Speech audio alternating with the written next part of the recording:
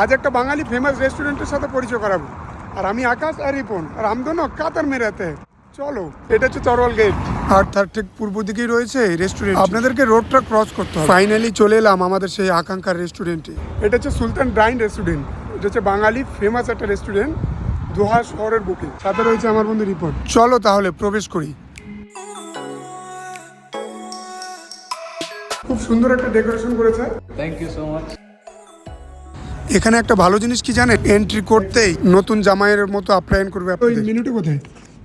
এই রেস্টুরেন্টের সবচেয়ে ফেমাস হচ্ছে কাচ্চি বিরিয়ানি, বাট আমরা অর্ডার করেছি হায়দ্রাবাদি দম বিরিয়ানি। এখানে পেয়ে যাবেন ফ্যামিলি প্যাকেজ, এখানে বসে আপনারা শুয়ে শুয়েও খেতেও পারবেন। এটা হচ্ছে এখানের স্পেশাল স্যুপ।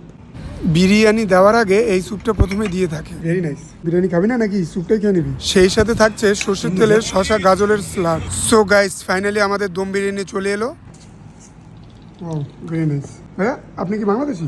জি স্যার, বাংলাদেশি। আচ্ছা, এও বাংলাদেশি, এই বাংলাদেশি, দুজনের সাথে মিলে গেছে। আচ্ছা, এই মালিক কি বাংলাদেশি না? জি জি, অনেক বাংলাদেশি। আচ্ছা আচ্ছা আপনারা এনজয় করেন, কিছু লাগলে অবশ্যই বলবেন। আচ্ছা, ঠিক আছে।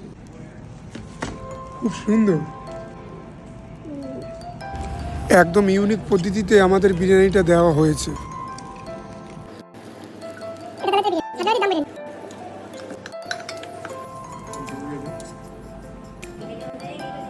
এভারেজ কিছু, কিন্তু আমাদের ধরে আমরা যেরকম বানাই সবসময় ওরকমই। এবার আমার ট্রেস করার পালা। Very delicious. এখানে এসে খেয়ে যাবেন, ট্রাই করে যাবেন।